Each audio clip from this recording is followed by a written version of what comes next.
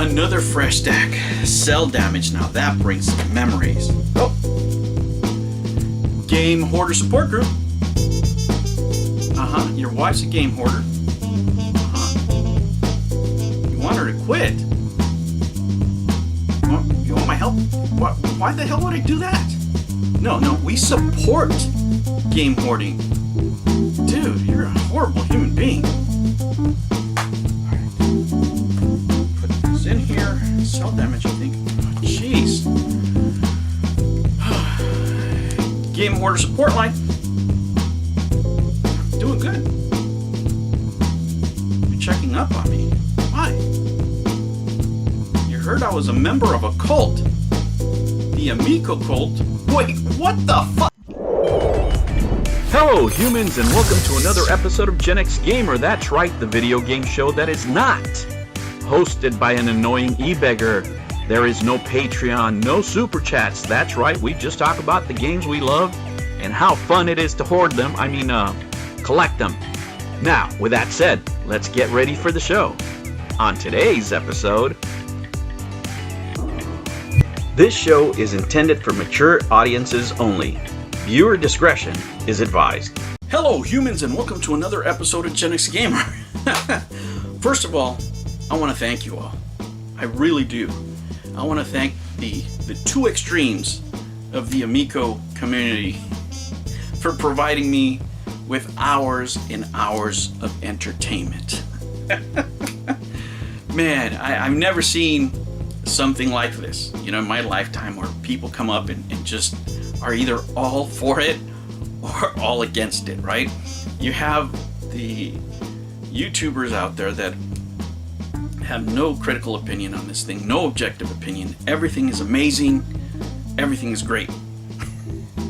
No criticism. Tommy comes on, the last question, he'll go off on a tangent, never press him. And, at the end of the interview, sunshine, everything's awesome. And then the other hand, you have a community that if the AMICO was made out of gold or gold plated, it'd be like, nah dog, that's trash right there. You shouldn't even buy that shit. So I want to thank you. I want to thank you for all the hours of entertainment. Dudes, I'm not even watching television anymore. I just sit there and fucking read the comments and the trolling and the videos. Now let me address a couple of things, guys. First of all, is there an AMICO cult? I don't think so, but I think that too many videos without objective thinking is a problem, right? It really is. And it's not a problem for the console itself, it's a problem for those channels, right? Because they seem to not be objective at all when it comes to this console, right? Everything's sunshine and flowers and lemonade and everything's gonna be amazing. The fact is that can't be the case with anything in life. It wasn't the case with the PS3 had a horrible launch. The Xbox 360, horrible freaking launch, right? Ring of death. The other ones wanted $650. It was a shit show, right? Everybody forgets that, right? Even the newer consoles have controller drift. The Switch, right? You name it. It's just, there's always problems with the launch of a console. So the fact that you go on your channel and you have these different points of views that all seem to end up in being the AMICO is 100% amazing, it's a little hard to swallow sometimes, guys. It really is. Now, I want to address something really, really quick here. As far as I know, the only one that's said that they're an investor in the company is Smash JT that I've seen. If you guys know of any others, please let me know, okay? And I don't want to get in trouble with YouTube, so let me say this. This is not financial advice. Starting there, right? Smash JT disclosed that he invested $10,000 in the company. That's great. I believe in capitalism. Invest in what you want. You made your paper. Do what you do, right?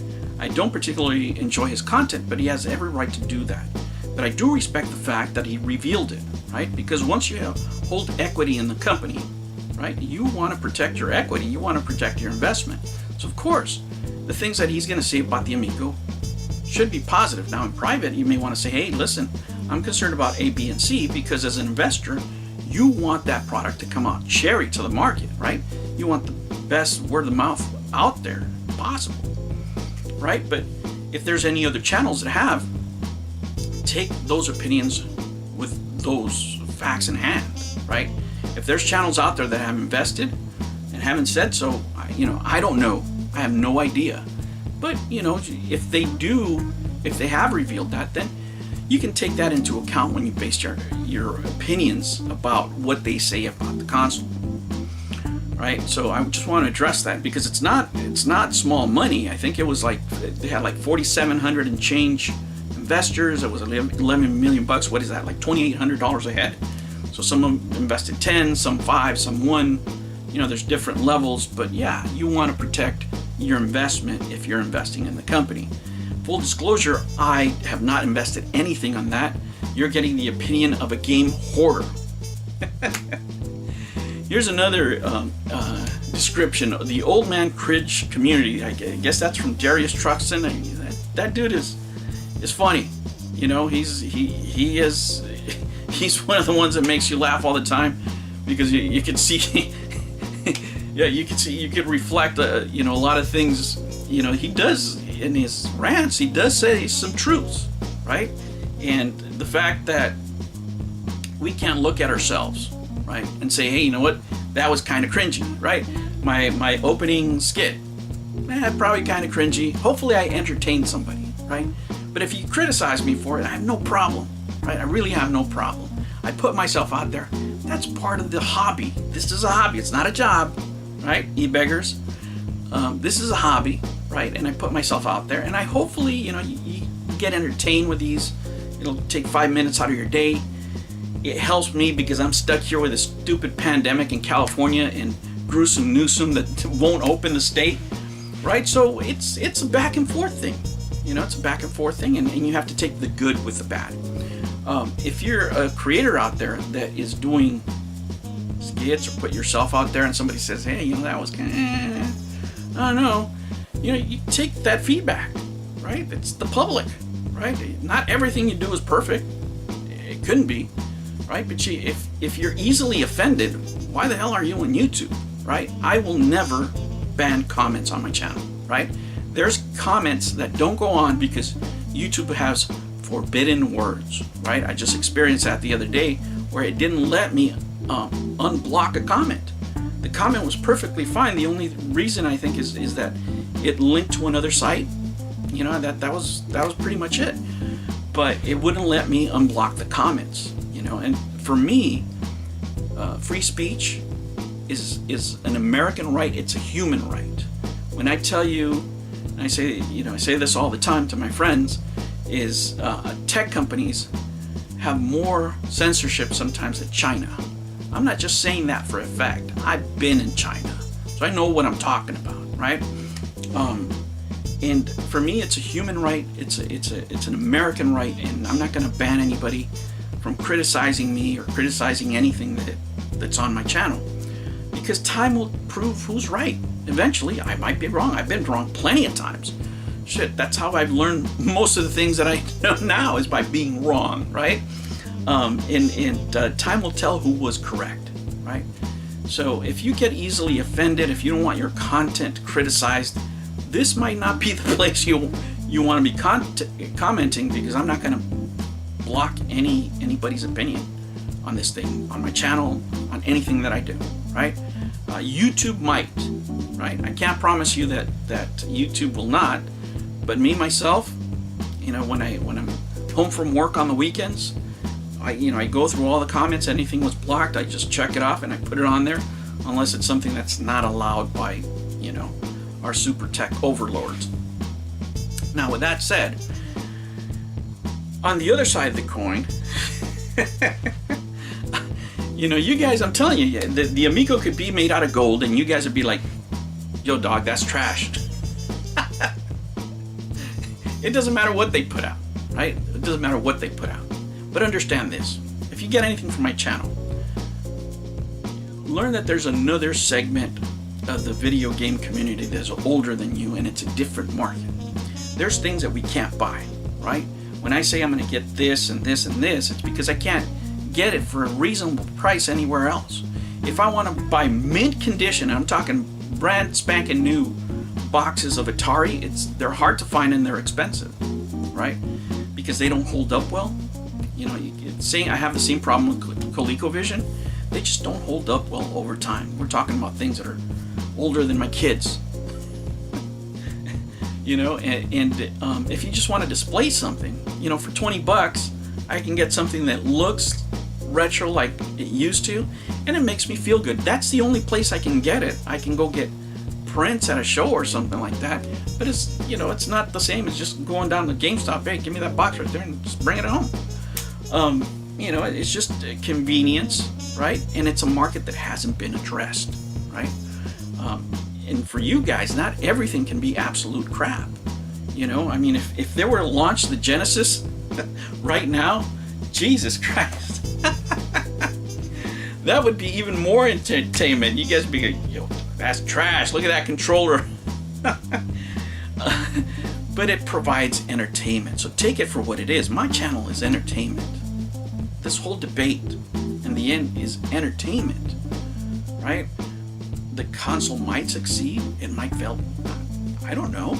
I can tell you how I'm spending my money, right? If I had 10 grand, this is not financial advice, I would have bought more AMC. Right? And I'm going to have, just because, you know, I just thought of this right now, I'm going to have, and I keep delaying it, I want to have a video on investment when it comes to video games. But that'll be a little further down the line, because that's something that I have to do a script for.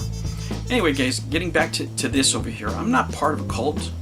I'm just buying some games that I think I like, that'll be worth something, right? And you have every right to criticize me. You really do. And you have every right to agree with me. You really do.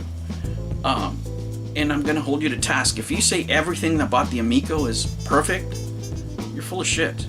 And if you say that everything is bad about the Amico, you're full of shit too, right? Most of us are somewhere in between. Now let me tell you this. For the people that are overly negative, right? You're having, and your stated mission is for this thing to fail, right? Let me tell you this. You say that the Amico is the worst console that you've ever heard of. But you have heard of it. Just like Jack Sparrow said, right? You have heard of it. And what is that? What happens, right? If somebody's looking into the Amico and they find this video by somebody that's just like super cringy, but everything's like super exciting, you know, and it's 100%, you know, and nothing's wrong, and it's the best thing since sliced bread, and then they find your video that says that it's complete and utter shit, right? What's going to happen? If it's a normal person, they're going to go, well, let me look into it. What is it? You're having the opposite effect.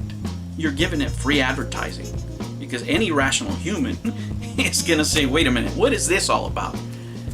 Whether they're going to buy it or not, it doesn't matter. It's free advertising. It's free advertising, right? And this is, again, for people that are negative, and this is a reaction that we have as gamers in general when we hear about tablet games or phone games. It's a huge market, guys. It is a gigantic market.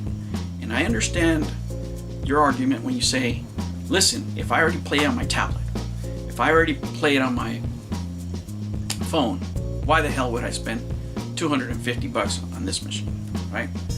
Or, you know, whatever it's going to be. It's simple, right? It's really simple.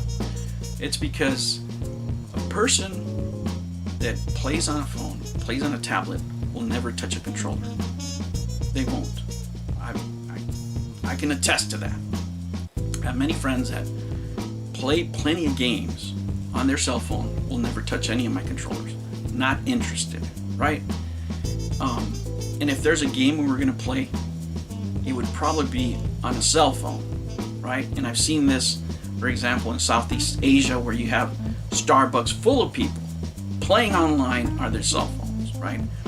But if they come to my house and I'm playing a game and I say, oh, there's an app for it, they'll sample it. they'll at least give it a try, right?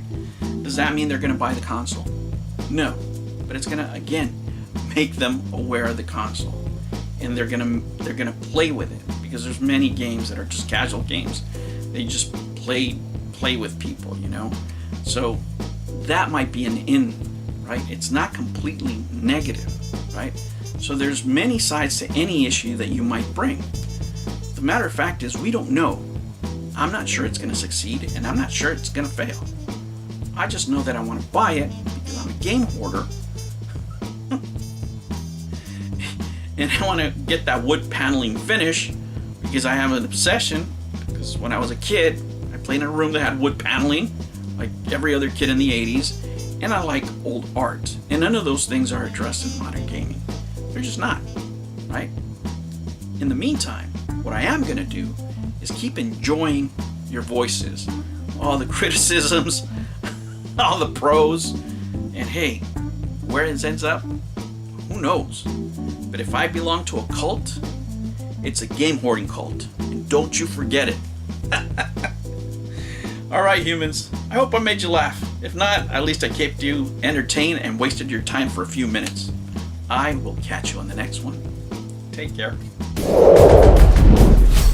New videos every Monday and Sunday. Thank you for joining me on another episode of the Gen X Gamer. Remember to like and subscribe, click that notification bell, and remember, never ever be afraid to be happy. I'll catch you on the next one. Take care.